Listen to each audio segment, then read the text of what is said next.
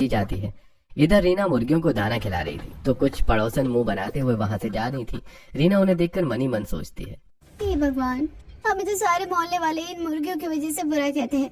कोई भी हमसे बात नहीं करता, लेकिन माँ है कि सुनती ही नहीं।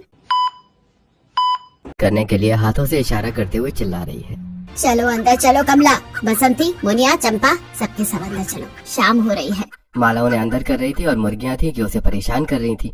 उसी समय पड़ोसन भूमिका और शोभना बाजार से सब्जियां लेकर आ रही थी। तभी मोहल्ले में मुर्गियों की इतनी सारी बीट देखकर दोनों पड़ोसने मुंह बनाते हुए कहती हैं, हे भगवान, इन मुर्गियों ने कितनी गंद मचा रखी है पूरी गली में। पूरी की पूरी गली बीट से सना रखी है इन लोगों ने।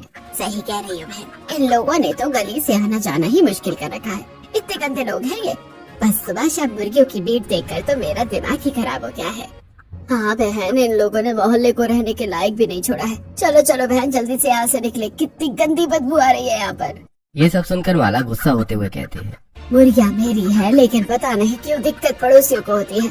अरे मेरी मुर्गियाँ हैं और मुझे उनकी बीट से कोई दिक्कत नहीं है, तो इन लोगों को क्यों दिक्कत हो रही है?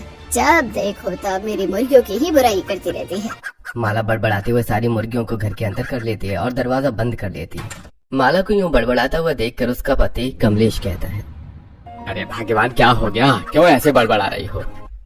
क्या बताऊं जी, पूरे मोहल्ले की औरतें सुबह से शाम गली से जाते हुए मेरी मुर्गियों को देखकर मेरी मुर्गियों की बुराई ही करती रहती है।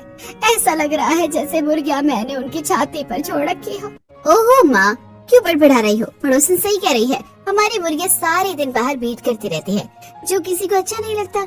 तू तो चुप ही रहा कर, कोई काम कह दो तो एक बार में सुनती नहीं है और बातें दुनिया भर की करती है। चल अब जा, बाहर से मुर्गियां की बीट साफ कर दे। अब रीना मुंह बनाकर झाड़ू लेती है और बाहर निकलकर आंगन और गली साफ करने लगती है। साथ ही वो मन ही मन में सोचती है, हे भगवान, इतनी गंदी स्मेल आ रही है। माँ को भी यही मुर्गियां पालने का ही काम मिला था। सफाई करके रीना अंदर आती है और अपनी माँ से कहती है, माँ मैंने सफाई कर दी है, आप जल्दी से खाना बना दो, मुझे बहुत तेज भूख लग रही है। हाँ हाँ बना रही हूँ, तू कुछ मुर्गियों को पिंजरे में बंद कर दे और कुछ को बाहर ही छोड़ दे। अब रीना घर के कोने में रखे एक छोटे से पिंजरे में कुछ मुर्गियों को बंद कर देती है और कुछ मुर्गियां बाहर यहाँ वहाँ घूमती रहती हैं। माला रसोई में जाती है और मिट्टी का चूल्हा जलाकर खाना बनाना शुरू करती है। साथ ही वो खाना बनाते बनाते गुनगुनाती है, दिल है छोटा सा, छोटी सी आशा, मस्ती भरे मन की भोली सी आशा। तभी दो मुर्गियां माला के अगल बगल आ जाती हैं और परेशान करने लगती हैं। तब माला उन्हें डांटते हुए बोलती है, अरे कमला, बसंती, क्यों परेशान कर रही हो मुझे? खाना बना लेने दो, जाओ यहाँ से। तभी एक मुर्गी आटे में पैर रख देती है। माला गुस्सा होते हुए कहती है, ये बसंती आजकल कुछ ज्यादा ही तेज हो गई है। अरे रीना, कहाँ गई तू? इन्हें ले जा जरा, खाना नहीं बनाने दे रही है ये दोनों मुझे। माला ऐसा कह ही रही थी कि तभी उसकी दो मुर्गियां और वहां आ जाती हैं और वो सब मिलकर माला को परेशान करने लगती हैं। तभी रीना आती है और मुर्गियों को वहां से भगाकर बाहर के कमरे में ले जाती है और साथ ही कहती है, अब मुर्गियाँ पालोगी तो वो तो परेशान ऐसे ही करेगी ना। खाना बनाने के बाद माला हॉल में आती है और अपनी मुर्गियों को अपने पास बुलाकर उन्हें उनका दाना देती है। मुर्गियां दाना खाने लगती हैं। तब तक गौतम भी घर में आ जाता है। माला गौतम से कहती है, अरे तू आ गया बेटा, आज मजदूरी मिली कि नहीं तुझे? नहीं माँ, आज मजदूरी तो नहीं मिल पाई, लेकिन साफ सफाई का एक छोटा मोटा काम मिला था, उससे मैं कुछ पैसे ले आया हूँ, ये रख लो। अरे बेटा, घर में सारा राशन खत्म हो गया है। मैं सोच रही थी कि तू मजदूरी के पैसे लाएगा तो कल मैं दाल चावल आटा और तेल मंगवाऊंगी, लेकिन अब तो जब सेठ मुर्गियाँ खरीद कर ले जाएगा तभी ये सब कुछ मंगवा पाऊंगी। खैर जाने दे, तुम लोग बैठो, मैं खाना लगाती हूँ। माँ, अगर आप कहो तो खाना खाने तक मैं सारी मुर्गियों को पिंजरे में बंद कर दूं। रीना बेटा, इसमें पूछने की क्या बात है? तो मुर्गियाँ बंद कर दे, तभी तो हम चैन से खाना खा पाएंगे। आहा, मुर्गियाँ बंद कर दे। अरे छोटा सा तो पिंजरा है और पहले से ही उसमें मुर्गियाँ बंद है। अगर मैं सारी मुर्गियों को उसमें ठूस कर बंद कर दूंगी तो मेरी मुर्गियाँ ही मर जाएंगी। कोई जरूरत नहीं है, मैं खाना लगा देती हूँ और मुर्गियों को देख लूंगी। आप लोग खाना खा लेना। अब माला हॉल में चटाई पर खाना लगाती है। सभी लोग खाना खाने लगते हैं। माला मुर्गियों को बार बार भगाती है। तभी एक मुर्गी माला के कंधे पर चढ़ जाती है। माला गुस्सा होते हुए कहती है, अरे चंपा, जा यहाँ से, सबको खाना खाने दे। ऐसा कहकर माला मुर्गी को धक्का देती है। तभी खाना खाते हुए कमलेश कहता है, अरे इन मुर्गियों ने तो जीना हराम कर रखा है, हमें चैन से खाना भी नहीं खाने देती। सुनिए जी, मेरी मुर्गियों को कुछ मत कहना, बेचारी बिगाड़ती क्या है तुम्हारा, और मैं उन्हें भगा तो रही हूँ, तुम खाना खा लो। सभी लोग खाना खा लेते हैं। अगले दिन सुबह गौतम अपनी माँ को ढूंढता हुआ बाहर आंगन में आता है तो देखता है कि उसकी माँ मुर्गियों को गीला आटा खिला रही है। ये देखकर गौतम कहता है, माँ, मुझे मजदूरी पर जाना है, अगर देर होगी तो सेठ गुस्सा करेगा, तुम जल्दी से नाश्ता दे दो। हाँ बेटा, बस 5 मिनट। मेरी मुर्गियाँ भूखी थी इसलिए पहले उन्हें आटा खिलाने लगी थी। हो ही गया, अब मैं तेरा नाश्ता बनाने जा रही हूँ। ये सुनकर गौतम वहाँ से चला जाता है। थोड़ी देर बाद रीना वहाँ आती है और अपनी माँ से कहती है, ये क्या है माँ, सुबह उठकर हम लोगों को नाश्ता देना चाहिए तो आप तो मुर्गियों को नाश्ता देने लग जाती हैं। पिताजी और मुझे भी बहुत भूख लग रही है और भैया को भी बाहर जाना है। ये ले, तू मेरी मुर्गियों को आटा खिला, तब तक मैं जाकर तुम लोगों के लिए नाश्ता बना देती हूँ। ऐसा कहकर माला रीना को आटा पकड़ा देती है और खुद नाश्ता बनाने के लिए अंदर चली जाती है। इधर रीना मुर्गियों को दाना खिला रही थी तो कुछ पड़ोसन मुंह बनाते हुए वहाँ से जा रही थी। रीना उन्हें देखकर मन ही मन सोचती है, हे भगवान, हमें तो सारे मोहल्ले वाले इन मुर्गियों की वजह से बुरा कहते हैं। कोई भी हमसे बात नहीं करता, लेकिन माँ है कि सुनती ही नहीं।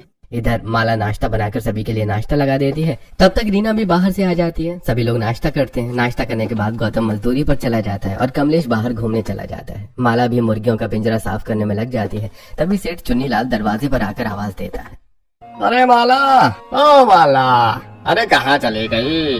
अरे ला भाई, जल्दी से मुर्गियाँ दे। तभी माला बाहर आती है और कहती है, अरे सेठ जी आ गए आप? अरे हाँ हाँ आ गया हूँ, ये ले झोला, जल्दी से इसमें भरकर 12-15 मुर्गियाँ दे दे। हाँ हाँ सेठ जी रुकिए, मैं अभी दे देती हूँ। अब माला यहाँ वहाँ घूम रही मुर्गियों को पकड़ पकड़ कर झोले में भरती है और चुन्नीलाल को देते हुए कहती है, ये लीजिए सेठ जी, पूरी 12 मुर्गियाँ हैं, आप मुझे इसके पैसे दे दीजिए। अरे माला, मैं हमेशा देख रहा हूँ कि तू अपनी इन बड़ी 5 मुर्गियों को नहीं देती, भला ऐसा क्यों? ये इतनी बड़ी मुर्गियाँ हैं कि इनके तो अच्छे खासे दाम मिलेंगे। नहीं सेठ जी, ये कमला, चंपा, बसंती, धन्नो और मुनिया है। इन्हीं 5 मुर्गियों से मैंने मुर्गी पालन शुरू किया था, मैं इन्हें नहीं दे सकती। अरे ठीक है माला, मैंने तो ऐसे ही पूछ लिया था। ये ले 500 रुपए तेरी 12 मुर्गियों के। ये कैसे सेठ जी, बाजार में तो मुर्गियाँ 120 रुपए किलो बिकती है और आप मुझे 12 मुर्गियों के सिर्फ 500 रुपए दे रहे हैं। अरे थोड़े तो पैसे और दीजिए। अरे मैं तुझसे मुर्गियाँ खरीद लेता हूँ, यही बड़ी बात है, वरना तेरी मुर्गियाँ कोई नहीं खरीदेगा। अरे वैसे भी तेरी मुर्गियाँ पतली दुबली होती हैं, बाजार में इनके अच्छे दाम नहीं मिलते। अच्छा चल, अब मैं जाता हूँ। ऐसा कहकर चुन्नीलाल वहाँ से चला जाता है और माला उन पैसों को देखकर बड़बड़ाती हुई घर के अंदर आती है। चलो 500 ही सही, कम से कम इनसे घर का राशन तो आएगा। घर में तो सारा राशन खत्म ही हो गया है। अरे रीना चल जरा झोला उठा, बाजार से सब्जियाँ और राशन ले आते हैं। अब माला और रीना दोनों बाजार जाते हैं। बाजार में सबसे पहले वो सब्जियां खरीदती हैं, उसके बाद किराने की दुकान पहुंचकर चावल और आटा भी खरीदती है। फिर थोड़े से पैसे बच जाते हैं तो माला कहती है, अरे रीना चल जरा सेठ चुन्नीलाल की दुकान पर चलते हैं, मुर्गियों का थोड़ा दाना भी खरीद लेंगे। ठीक है माँ, चलो चलते हैं। अब माला और रीना दोनों सेठ चुन्नीलाल की मुर्गी की दुकान पर पहुंचती हैं, जहां चुन्नीलाल मुर्गियां बेच रहा था। माला चुन्नीलाल से कहती है, सेठ जी जरा मुर्गियों का दाना दे दीजिए, ये पैसे बचे हैं 70 रुपए। अरे माला, तू इतने कम पैसे लेकर दाना खरीदने आ जाती है, तुझे पता होना चाहिए कि मुर्गियों का दाना बड़ा महंगा आता है। अरे दे दो ना सेठ जी, वैसे भी मुर्गियाँ दाना खाकर आएंगी तो आप ही के पास। अरे ठीक है, हाँ मैं तेरा परमानेंट मुर्गियाँ खरीदने वाला ग्राहक हूँ, इसलिए मैं तुझे थोड़ा सा दाना दे देता हूँ। अब चुन्नीलाल माला को मुर्गियों का दाना दे देता है। माला दाना लेकर वापस घर आ जाती है और अपनी मुर्गियों को हमेशा की तरह अंदर करती है और फिर उन्हें दाना डालती है। तभी माला देखती है कि मुर्गियों के पिंजरे में 2 मुर्गियों ने अंडे दे रखे थे। माला पिंजरे के पास जाती है और खुश होते हुए अंडे निकालती है और कहती है, अरे देख रीना, कमला और बसंती ने फिर से अंडे दिए हैं। ले इन अंडों को संभाल कर रख, इन सभी अंडों में से चूजे निकलवाऊंगी। रीना अंडों को ले लेती है और रसोई में एक डिब्बे में ला जाकर रख देती है। ऐसी समय बीत रहा था और माला मुर्गियों को पालकर उन्हें बेचकर अपने घर का खर्चा चला रही थी और घर वालों के साथ साथ आज पड़ोस के लोगों को भी माला की मुर्गियों से दिक्कत हो रही थी। एक दिन सभी लोग तैयार होकर मोहल्ले की एक शादी में जाते हैं। तभी माला और उसके परिवार को देखकर कुछ औरतें बातें करती हैं। अरे बहन, इन मुर्गी पालने वालों को किसने पार्टी में बुला लिया?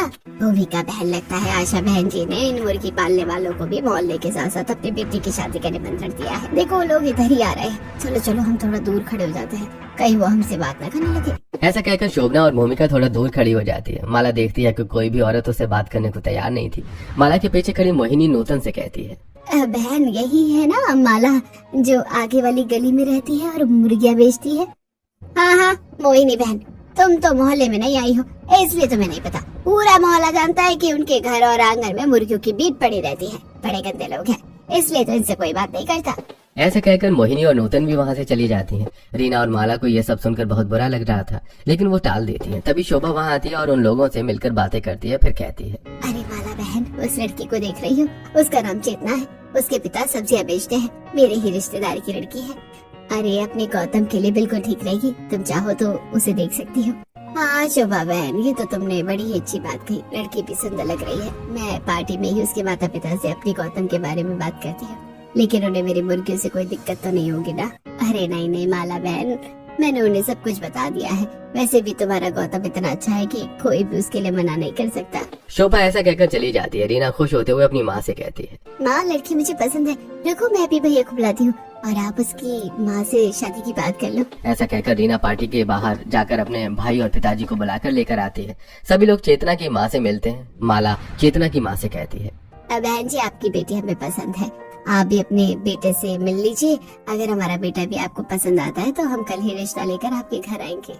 हाँ बहन जी, शोभा बहन मुझे बता रही थी कि आपका बेटा गौतम बहुत अच्छा है, मुझे इस रिश्ते से कोई एतराज नहीं। आप लोग तो कल ही रिश्ता लेकर आ जाइए। यह सुनकर चेतना और गौतम भी एक दूसरे को देखकर मुस्कुराते हैं। अगले दिन गौतम का सारा परिवार चेतना के घर जाता है।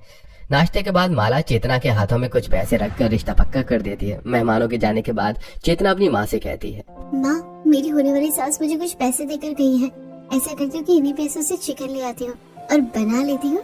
तुम्हें तो पता है ना कि मुझे चिकन खाना कितना पसंद है। हाँ हाँ जानती हूँ, तेरे पिताजी सब्जियां बेच कर इतने पैसे नहीं कमा पाते कि तुझे चिकन खिला सको, इसलिए तो मैंने तेरी शादी पोल्ट्री फार्म वाले घर में तय की है ताकि तुझे रोज चिकन खाने को मिले। यह सुनकर चेतना बहुत खुश हो जाती है। समय बीतता है और कुछ ही दिनों में चेतना और गौतम की शादी हो जाती है। चेतना दुल्हन बनकर गौतम के घर आ जाती है। माला गौतम और चेतना की आरती उतारते हुए उसका गृह प्रवेश करवाती है। लेकिन जैसी चेतना अंदर आती है तो देखती है कि उसके आसपास मुर्गियां ही मुर्गियां घूम रही हैं। ये देखकर चेतना मुंह बनाते हुए कहती है, अरे माँ जी ये क्या, ये किसकी मुर्गियाँ हैं जो हमारे घर में घूम रही हैं? प्लीज इन्हें बाहर निकालिए, ये बीट कर देंगी तो अच्छा नहीं लगेगा। अरे बेटा ये मुर्गियाँ तो हमारे ही घर की है, हमारे साथ ही रहती है। वैसे तो चिंता मत कर, हमारे घर में एक हॉल, एक रसोई और एक छोटा सा बेडरूम है। तो बेडरूम में जाकर दरवाजा बंद कर लेना, तब ये मुर्गियाँ अंदर नहीं आ पाएगी। हमें तो उनके साथ रहने की आदत है, धीरे धीरे तुझे भी पड़ जाएगी। माला की बातें सुनकर चेतना मन ही मन कहती है, ये भगवान, माँ ने कहा था कि मेरे ससुराल वालों के यहाँ पोल्ट्री फार्म है, लेकिन ये नहीं कहा था कि पोल्ट्री फार्म घर के अंदर ही चलता है। अरे गौतम बेटा, तू बहू को अपने कमरे में ले जा, थक गई होगी, आराम कर लेगी।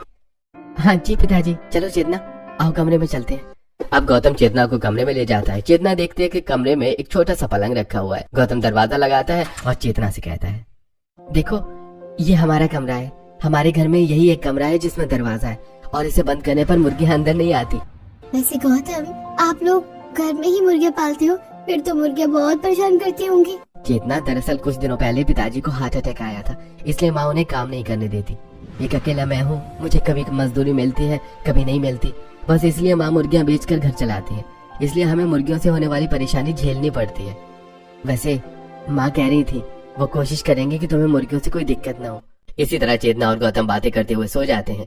अगले दिन सुबह चेतना घर के बाहर बने बाथरूम में नहाती है और फिर तैयार होने के लिए अपने कमरे में जाती है। लेकिन तभी 3-4 मुर्गियां चेतना के कमरे में घुस जाती हैं और उसके आसपास घूमकर चिल्लाने लगती हैं। चेतना परेशान होकर उन्हें भगाने लगती है। अरे भागो यहाँ से, जाओ जाओ यहाँ से, मुझे ध्यान होने दो, चले जाओ यहाँ से।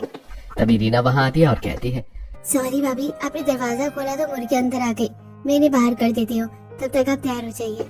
ऐसा कहकर रीना सभी मुर्गियों को भगाकर बाहर ले जाती है। अब चेतना आईने में देखकर मेकअप करती है और तैयार हो जाती है।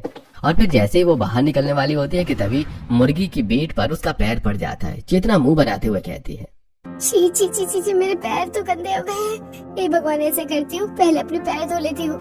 ऐसा कहकर वो अपने पैरों को थोड़ा ऊंचा उठाकर बाहर निकलती है और बाहर बने बाथरूम के सामने ही पानी से पैर धोने लगती है। तभी सामने से जा रही भूमिका और शोभना नई बहू को पैर धोते हुए देखकर आपस में बातें करती है।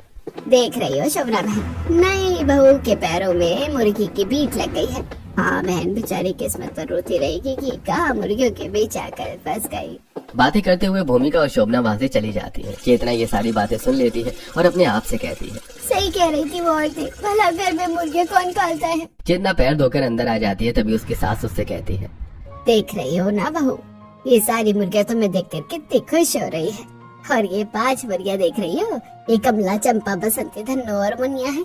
ये 5 मुझे बहुत पसंद है, इन्हीं से तो मैंने अपना पोल्ट्री फार्म का व्यापार शुरू किया था। अरे भगवान, अब तुम मुर्गियों की ही कहानी बताती रहोगी या बहू को पहली रसोई के लिए रसोई में भी भेजोगी?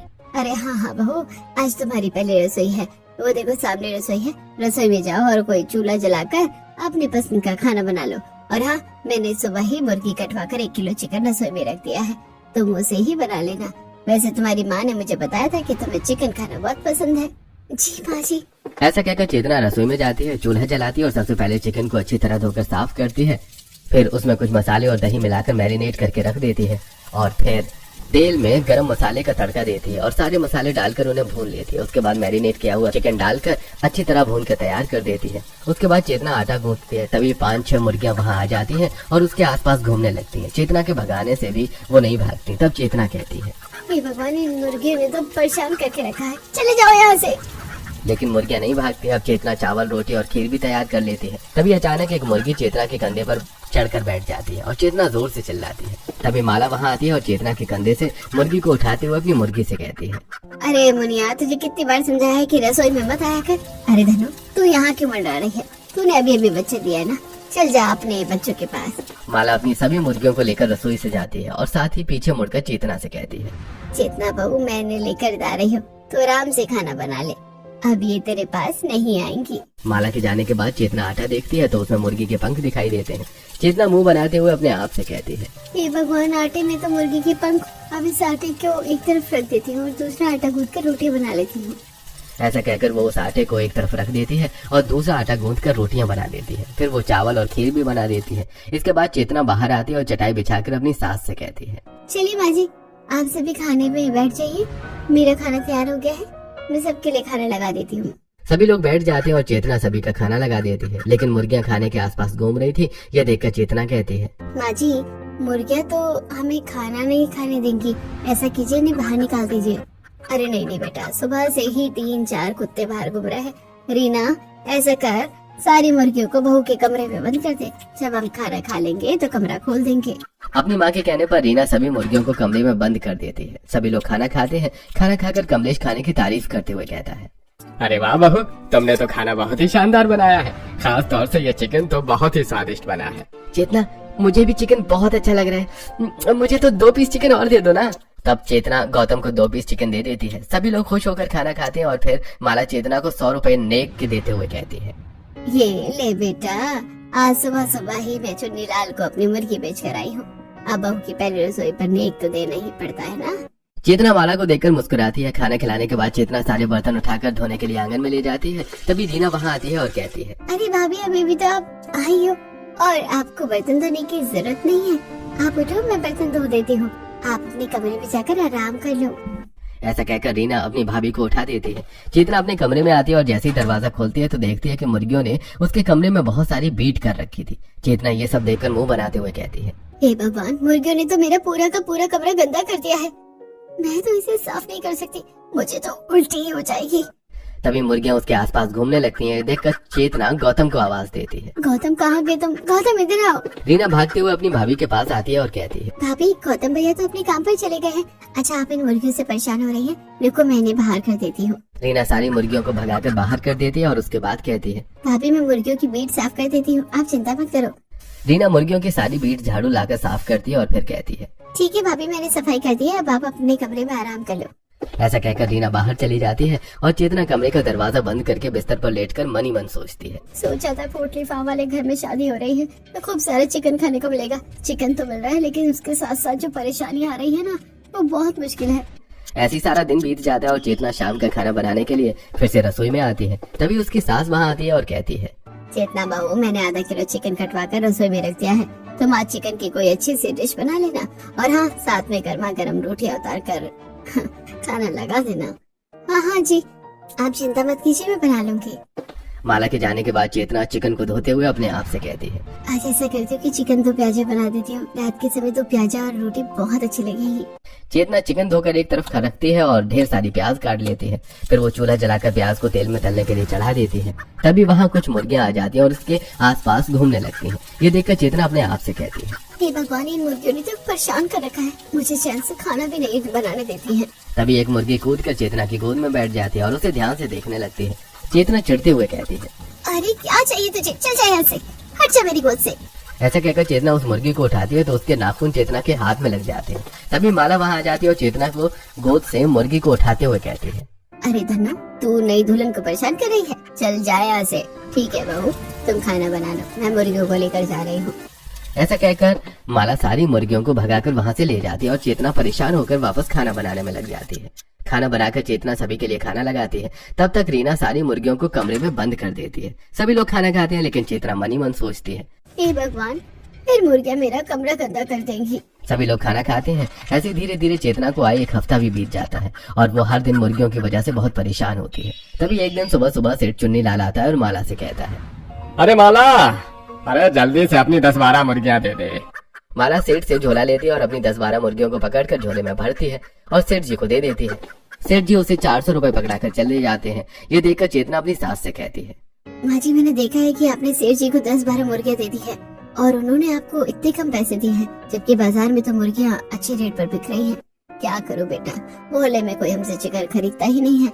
अब सब चुन्नी लाल ही खरीदते हैं, इसलिए हमें अपनी मुर्गियाँ उसे कम रेट पर बेचनी पड़ती हैं। लेकिन कोई बात नहीं, कम से कम घर का खर्च तो चल ही जाता है।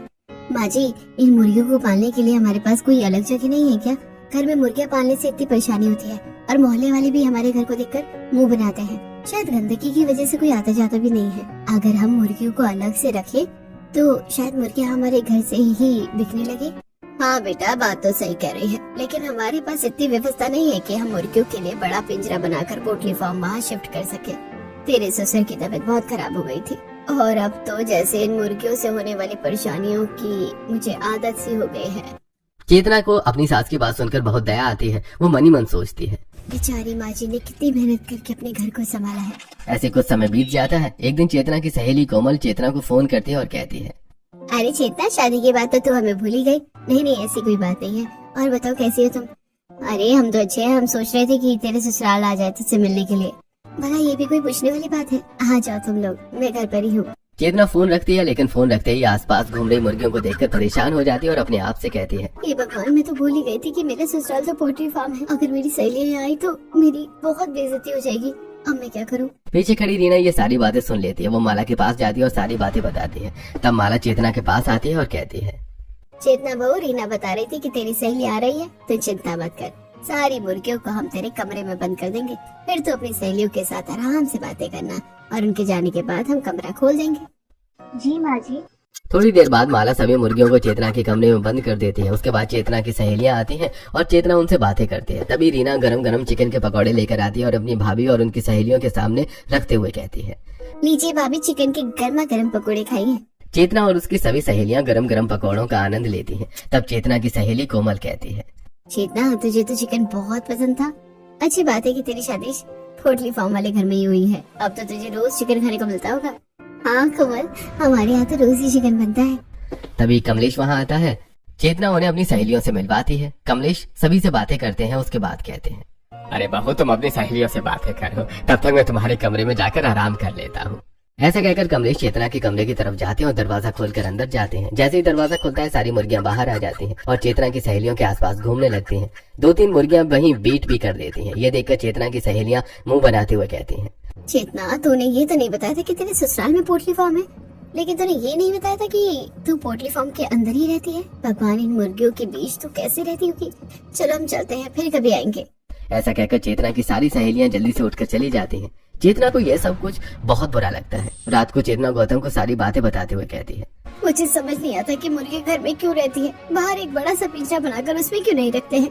मेरा तो जीना आराम हो गया इन मुर्गियों की वजह से, और आज तो मेरी बहुत बेइज्जती हो गई है। मैं समझ सकता हूँ चेतना, मैं कोशिश करूंगा कि जल्द से जल्द बाहर एक बड़ा सा पिंजरा बनवा सकूं।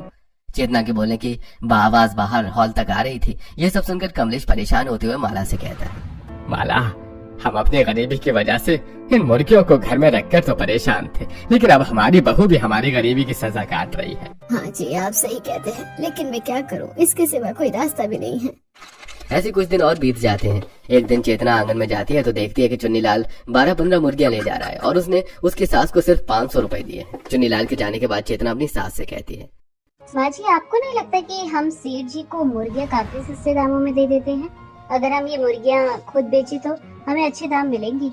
हाँ बेटा, बात तो तू सही कह रही है, लेकिन हमसे मुर्गियाँ खरीदेगा कौन? मोहल्ले वाले तो मुर्गियों की वजह से ही हमसे बात नहीं करते हैं। माँ जी, आप चिंता मत कीजिए, मैं आज ही एक बड़ा सा बोर्ड बनवा कर बाहर लगवा दूंगी और हमारे यहाँ मुर्गी मिलती है ये लिख दूंगी। चेतना गौतम को फोन करती है और रात को मजदूरी के पैसों से एक बोर्ड बनवा कर लाने को कहती है। रात को गौतम एक बोर्ड बनवा कर लाता है जिस पर लिखा होता है हमारे यहाँ मुर्गियां मिलती हैं। चेतना और गौतम मिलकर बाहर बोर्ड लगाते हैं। रीना भी उनकी मदद करती है। बोर्ड देखकर चेतना खुश होकर कहती है, ये हुई ना बात, अब हमारी मुर्गियाँ घर से ही बिका करेगी। कुछ दिन बीत जाते हैं लेकिन अभी तक कोई ग्राहक मुर्गियां लेने नहीं आता। माला चेतना से कहती है, देखा चेतना बहू, कोई नहीं आया न मुर्गियाँ खरीदने, बस इसलिए मैं घर में मुर्गियाँ नहीं बेचती और सेठ को सस्ते दामों में बेचती हूँ। यह सुनकर चेतना नजर झुका लेती है। अगले दिन गौतम मजदूरी पर निकल रहा होता है, तभी चेतना उससे कहती है, अरे कहाँ जा रही हो तुम? कभी मुझसे भी तो कुछ पूछ लिया करो कि मुझे बाजार में कोई काम है या नहीं। चेतना मैं मजदूरी पर जा रहा हूँ, भला तुम मेरे साथ जाकर क्या करोगी? आप मजदूरी पर नहीं जाएंगे बल्कि मेरे साथ बाजार चलेंगे, वैसे भी कितना पैसा मिलता है मजदूरी से। ऐसा कहकर चेतना गौतम को अपने साथ बाजार ले जाती है और अपने पास रखे पैसों से बड़ी बड़ी टोकरियां और उन पर लगाने वाली जाली खरीद लेती है। फिर वो लोग घर आते हैं। चेतना अपनी सास को टोकरियां और जाली दिखाते हुए कहती है, माँ जी टोकरियाँ और जाली देख रही हैं? हम इनमें मुर्गियाँ भरकर बाजार ले जाएंगे। हमारी मुर्गियाँ घर से नहीं बिकती तो क्या हुआ, बाजार से तो बिकेंगी ना। हाँ बेटा सही कह रही है, मैंने तो कभी ऐसा सोचा ही नहीं। अब माला और चेतना मिलकर ढेर सारी मुर्गियों को 2 टोकरियों में भर लेते हैं और अपने अपने सिर पर रखकर बाजार जाते हैं, जहाँ जाकर चेतना अच्छे दामों में मुर्गियां बेचती है। शाम को वो लोग घर आते हैं तो माला कहती है, अरे वाह चेतना बहू, आज तो बहुत अच्छे दामों में मुर्गियाँ बिक गई हैं। माँ जी अब आपको उस मक्कार सेठ को कम पैसों में मुर्गियाँ देने की कोई जरूरत नहीं है। अगले दिन जब चुन्नीलाल मुर्गियां लेने आता है तो माला उसे मना कर देती है और ये सुनकर चुन्नीलाल कहता है, अरे अगर तुझे मुझे मुर्गियां नहीं देनी थी तो याद रखना तेरी मुर्गियां कोई नहीं खरीदेगा। वैसे भी तुम लोगों से कौन मुर्गियां खरीदता है? मैं ही हूँ जो तुम्हारा घर चला देता हूँ। देखता हूँ कब तक तुम मेरे पास नहीं आओगे। है ऐसा बड़बड़ाते हुए सेठ वहाँ से चला जाता है। अगले दिन भी चेतना अपनी सास के साथ टोकरियों में मुर्गियां भरकर बाजार ले जाती है और बेच देती है।